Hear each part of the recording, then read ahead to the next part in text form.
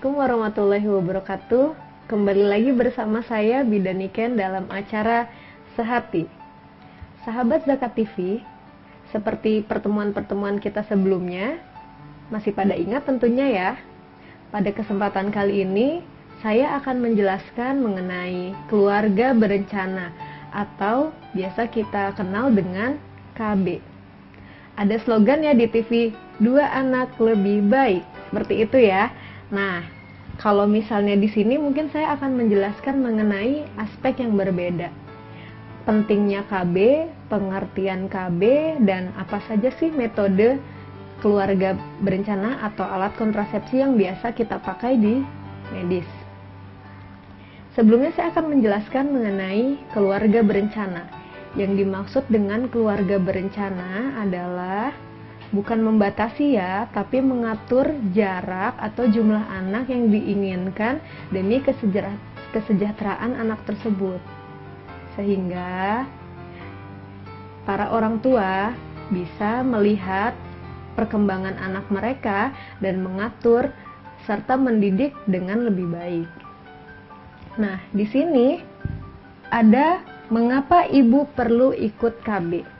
Bisa dilihat di sini ya, ibu-ibu, agar ibu tidak cepat hamil lagi dalam kurun waktu 2 tahun.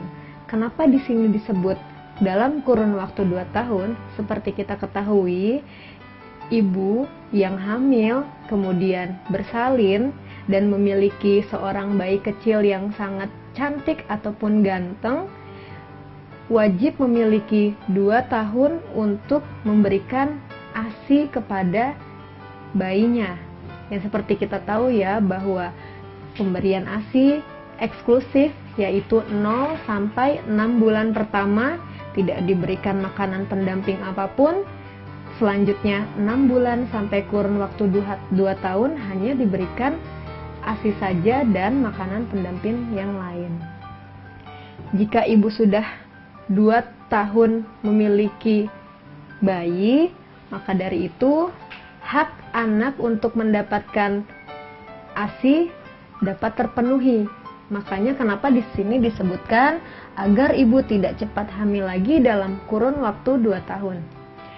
Ingat ya Bu ya, hak anak untuk mendapatkan ASI selama 2 tahun dan dari 6 bulan sampai 2 tahun ke depan mendapatkan makanan pendamping ASI. Nah, untuk yang kedua, agar ibu punya waktu merawat kesehatan diri sendiri dan keluarganya. Maksudnya di sini adalah ibu dengan jarak kehamilan 2 tahun, ibu bisa mengatur bagaimana anak ke depannya. Misalnya, ibu sudah memberikan ASI selama 2 tahun, kemudian ibu mempunyai anak lagi, ibu memberikan hak anak untuk mendapatkan ASI selama 2 tahun, kemudian ibu menjarakkan kehamilannya kembali, kemudian merancang bagaimana anak bisa sekolah, bagaimana anak bisa belajar dengan baik, tanpa ibu harus tidak fokus pada salah satunya. Maksudnya adalah misalnya dalam 2 tahun ibu memiliki 2 anak, pasti ibu pusing kan? Seperti itu. Nah, ini adalah gunanya keluarga berencana yang biasa kita kenal KB. Nah, di sini saya akan menjelaskan untuk program keluarga berencana ini kita ada beberapa metode atau alat kontrasepsi. Biasanya dibagi menjadi 2, yaitu alat kontrasepsi jangka panjang dan jangka pendek. Untuk alat kontrasepsi jangka panjang biasanya digunakan untuk jangka-jangka yang pendek saja. Kalau untuk yang jangka panjang dilakukan untuk yang jangka panjang. Contohnya, kalau misalnya yang jangka pendek misalnya hanya 2-3 tahun. Kalau untuk jangka panjang biasanya 5 tahun atau 8 tahun untuk menjarakkan usia kehamilannya. Nah, di sini akan saya jelaskan satu persatu metode yang pertama. Yang pertama, cara ber-KB ini bisa digunakan oleh suami, yaitu kondom. Kondom suami memakai kondom setiap melakukan hubungan seksual. Kalau ini termasuk KB jangka pendek. Jadi, suami bisa memakai kondom setiap saat dibutuhkan. Kalau misalnya ibu memenjarakan kehamilan atau ibu tidak ingin hamil dulu, suami bisa memakai kondom dengan ibu tidak memakai alat kontrasepsi atau ibu memakai alat kontrasepsi. Jadi, kalau kondom ini sesukanya saja, bisa dilepas kapan saja kan? Kalau misalnya mau hamil, berarti suami tidak memakai kondom. Kalau misalnya ibu tidak ingin hamil dulu, berarti suami memakai kondom. Seperti itu. Itu KB jangka pendek. Nah, untuk selanjutnya, untuk istri, ya biasanya kalau untuk suami ya, saya ulangi, suami itu biasanya lazimnya memakai kondom ya. Dan untuk istri sendiri biasanya lebih banyak kalau untuk wanita alat kontrasepsinya. Pertama mungkin saya akan jelaskan mengenai pil KB. Untuk pil KB sendiri, bagi orang-orang yang rajin atau ibu-ibu nih yang rajin, biasanya akan memilih alat kontrasepsi pil KB. Alat kontrasepsi pil KB itu ada dua. Yang pertama adalah alat kontrasepsi pil kombinasi, dan yang kedua adalah pil KB khusus laktasi. Jadi, kalau seandainya ibu sedang hamil, ibu sedang menyusui, itu biasanya menggunakan pil KB laktasi. Karena pil KB laktasi tidak mempengaruhi produksi air susu ibu, sehingga dede bayi yang masih kecil masih bisa menyusui dengan lancar. Kalau seandainya yang tidak hamil, yang tidak menyusui maksud saya, yang tidak menyusui itu tidak terpengaruh oleh si laktasi. Jadi kalau misalnya sedang tidak menyusui, boleh memakai yang laktasi, boleh memakai yang pil kombinasi juga boleh. Tapi kalau untuk yang pil kombinasi, kalau yang sedang menyusui itu tidak boleh karena mengurangi produksi AS seperti itu. Nah, sahabat Zakat TV, tadi sudah dijelaskan mengenai kondom dan pil KB. Untuk selanjutnya, kita tunggu jeda selanjutnya.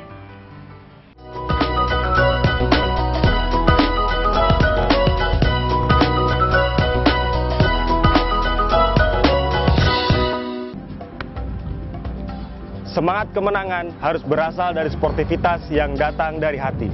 Saya Bambang Pamungkas, saya Zakat di Dompet Duafa. Keluarga adalah sumber inspirasi saya. Kehangatannya datang dari hati. Saya Inneke Kusharawati, saya Zakat di Dompet Duafa. Berbagi memudahkan rezeki, karena datang dari hati. Saya Ipo Santosa, Zakat di Dompet Duafa. Dompet Duafa.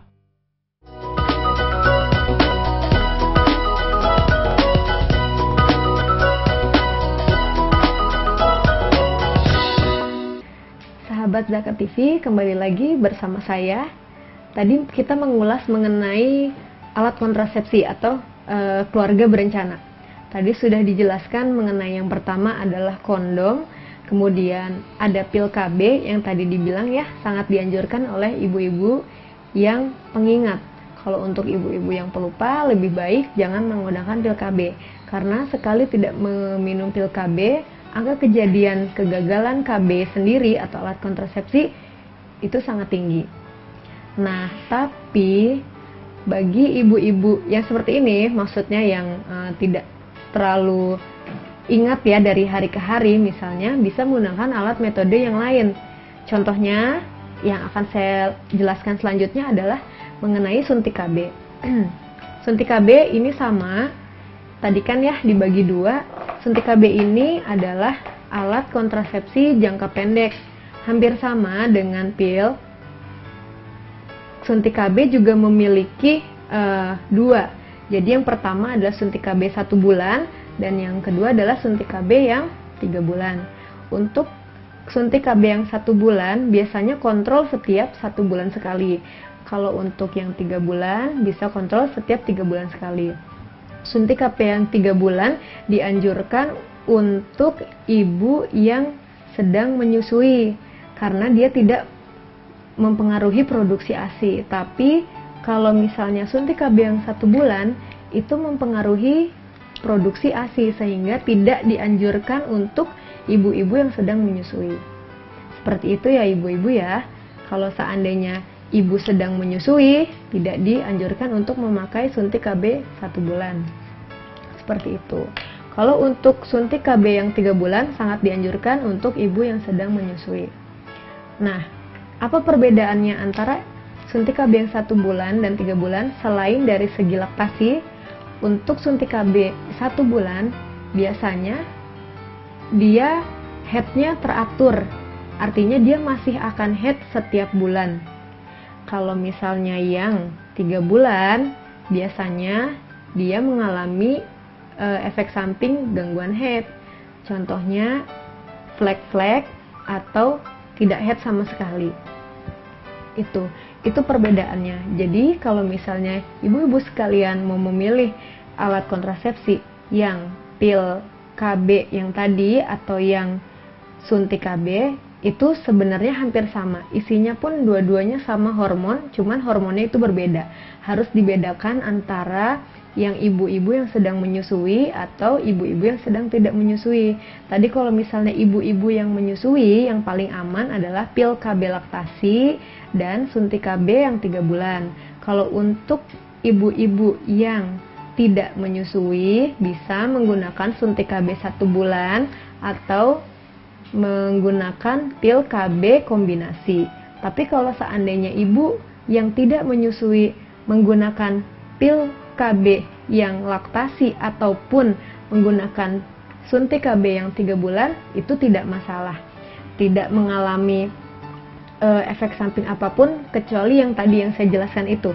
Kalau misalnya masih ingin head, berarti bisa pakai yang 1 bulan, atau kalau misalnya tidak apa-apa, tidak head, bisa pakai yang 3 bulan. Itu untuk suntik KB. Nah, ini tadi yang jangka pendek ya. Yang jangka pendek berarti bisa kita simpulkan bahwa kondom adalah alat kontrasepsi jangka pendek. Kemudian pil KB merupakan alat kontrasepsi jangka pendek juga, dan suntik KB juga merupakan alat kontrasepsi jangka pendek. Nah, bagaimana dengan yang alat kontrasepsi jangka panjang?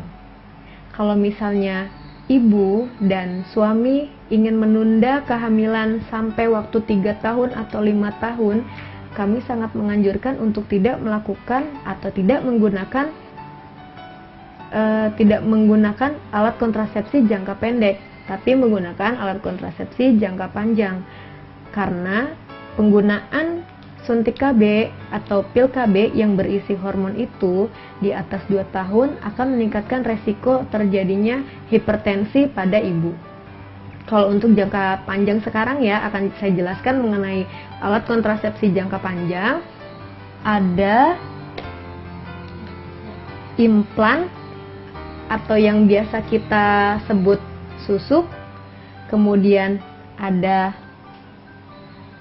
IUD atau AKDR, alat kontrasepsi dalam rahim, atau biasa yang ibu-ibu kenal dengan spiral, dan ada juga metode sterilisasi. Nanti sterilisasi itu dibagi 2, nanti saya akan jelaskan lebih lanjut. Sekarang kita akan fokus kepada implan dan AKDR. Untuk implan sendiri bisa dilihat ada tabung kecil, ada yang pemasangannya 2, ada juga pemasangannya 6. Kalau untuk yang 2 biasanya dia untuk 3 tahun. Kalau untuk yang 6 tabung biasanya itu untuk jangka waktu 5 tahun.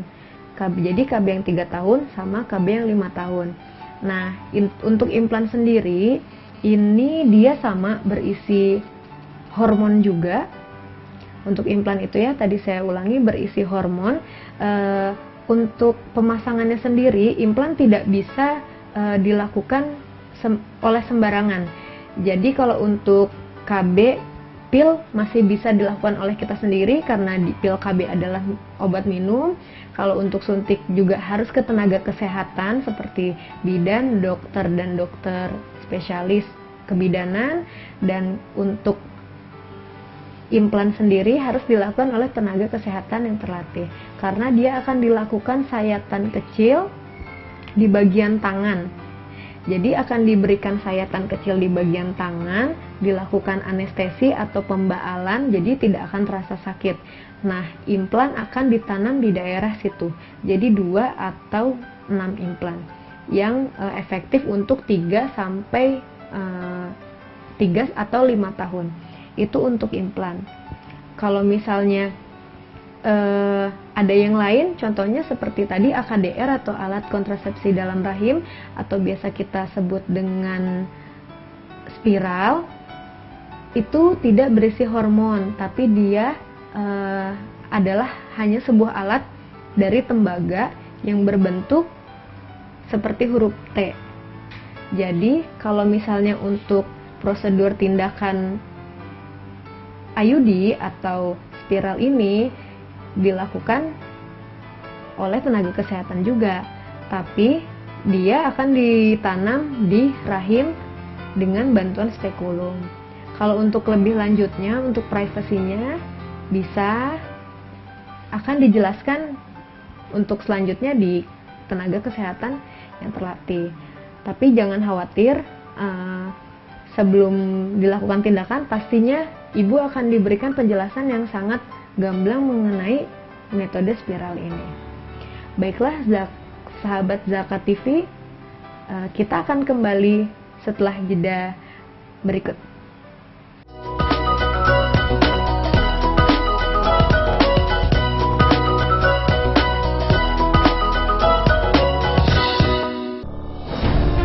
Ketika keindahan dunia merebak keselarasan, berbagi kemesraan. Ketika sejuta tangan merangkai kebahagiaan dalam kehidupan yang harmoni. Ketika zakat Anda wujudkan indahnya dunia.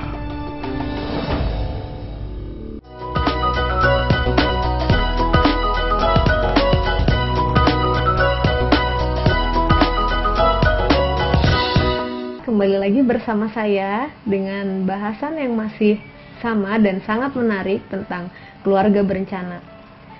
Nah, tadi kan sudah dijelaskan ada 2 alat kontrasepsi, yaitu alat kontrasepsi jangka pendek dan jangka panjang.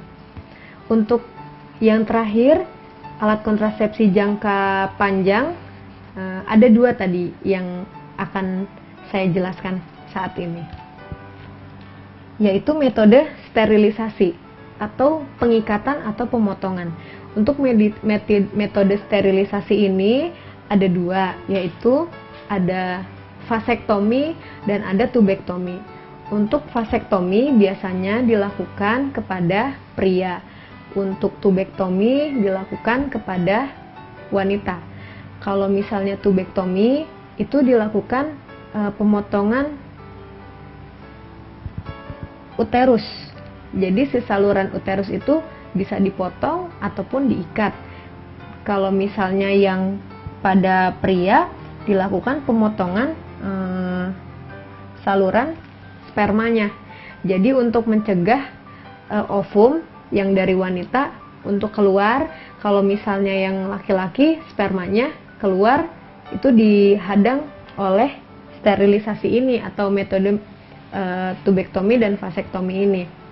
Nah, untuk metode sterilisasi ini atau tubektomi dan vasektomi ini dilakukan pada pasangan ibu dan suami yang sudah tidak ingin mempunyai anak lagi. Contohnya pada multigravida, yaitu yang sudah memiliki anak di atas 5.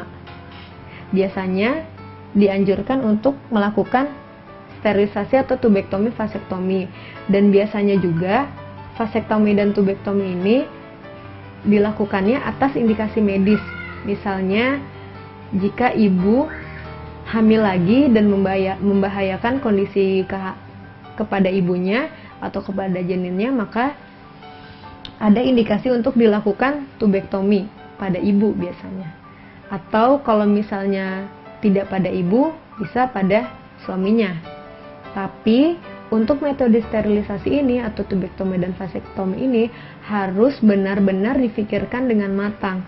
Karena ketika sudah dilakukan tindakan vasektomi dan tubektomi ini, maka sudah tidak bisa mempunyai anak lagi. Jadi makanya kepada ibu dan suami untuk sterilisasi ini, metode ini harap difikirkan dengan baik-baik.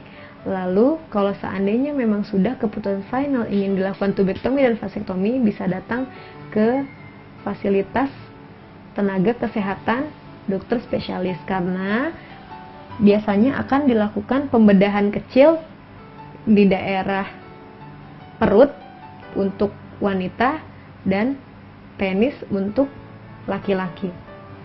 Seperti itu. Jadi ya, saya ulangi lagi, pada pasangan ibu dan suami yang ingin memiliki anak pada jangka pendek, sangat dianjurkan untuk menggunakan metode KB jangka pendek atau alat kontrasepsi jangka pendek seperti kondom, pil KB, dan suntik KB. Tapi kalau seandainya ingin memiliki anak dalam jangka waktu yang lama, 3-5 tahun, sangat dianjurkan untuk menggunakan implan atau susu KB, kemudian AKDR, alat kontrasepsi dalam rahim, yang biasa dikenal dengan spiral, ataupun metode sterilisasi, yaitu tubektomi dan vasektomi. Nah, bagaimana ibu sudah memiliki gambaran tentang alat kontrasepsi ini? Untuk keluarga berencana ibu, pastinya dalam kesempatan kali ini sudah memiliki banyak gambaran ya. Entah itu metode kondom, entah itu pil, suntik, AKDR, implan, ataupun vasektomi dan tubektomi. Dan ini tentu saja harus dilakukan di tenaga kesehatan yang terlatih. Contohnya seperti bidan, dokter, dan dokter spesialis kebidanan. Bisa di klinik, puskesmas, ataupun di rumah sakit. Tentu saja sebelum melakukan semua tindakan ini, ibu dan suami akan dijelaskan beberapa prosedur tindakan dan efek samping yang akan dilakukan sebelum ibu dan bapak memilih cara metode apa yang akan dipilih oleh ibu dan bapak demi tercapainya keluarga yang sejahtera. Nah, untuk efek samping dari semua ini, ada beberapa kondisi dari ibu dan bapak yang mungkin tidak cocok menggunakan metode ini.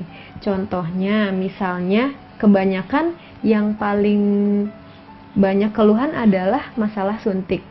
Suntik menyebabkan gemuk. Nah, ini sangat menarik ya, suntik KB menjadi gemuk. Tidak selamanya atau tidak selalu ibu yang disuntik KB menjadi gemuk. Karena biasanya itu tergantung dari penerimaan ibu terhadap reaksi obat tersebut. Karena ada beberapa ibu yang menggunakan suntik KB tapi tetap saja berat badannya tidak naik. Ada juga yang berat badannya biasa-biasa saja dan bahkan ada yang turun. Itu tergantung dari penerimaan tubuh menerima suntik KB ini. Nah, kalau seandainya yang tadi, ada lagi kalau seandainya yang suntik KB yang 1 bulan atau 3 bulan, ada beberapa yang mengeluh bahwa dia keluar berdarah terus misalnya, sehingga dia ingin mengubah ke metode suntik KB yang 3 bulan misalnya, seperti itu. Nah, kenapa seperti itu? Sama saja, ini adalah alat kontrasepsi buatan manusia. Jadi banyak sekali ada kelebihannya dan ada juga kekurangannya. Dan tidak usah khawatir jika ibu mengalami efek samping dari obat ini, dari suntik KB atau pil KB, ibu bisa langsung berkonsultasi kepada bidan dan dokter spesialis kebidanan terdekat, sehingga ibu tidak usah khawatir. Kalau seandainya ada lagi untuk IUD ya, kebanyakan AKDR, alat kontrasepsi dalam rahim, biasanya ada mitos bahwa alat kontrasepsi itu lari kemana-mana, misalnya seperti itu. Nah, itu harus dikaji ulang lagi. Maksudnya kita harus lihat apakah buktinya. Nah, untuk AKDR sendiri biasanya akan dilakukan pengecekan saat selepas pemasangan, biasanya 7 hari. Nah, biasanya kalau untuk 7 hari nanti akan dicek bagaimana kondisi si alat kontrasepsi tersebut. Kalau misalnya untuk selanjutnya bisa dilakukan konsultasi jika ada keluhan. Bagaimana ibu dan bapak, apakah sudah bisa memilih alat kontrasepsi apa yang bisa digunakan? Mudah-mudahan apa yang telah saya jelaskan bisa bermanfaat dan menjadi bahan pertimbangan untuk memilih alat kontrasepsi tersebut. Demikian sahabat Zakat TV, materi yang saya sampaikan semoga dapat bermanfaat bagi kita semua. Wassalamualaikum warahmatullahi wabarakatuh.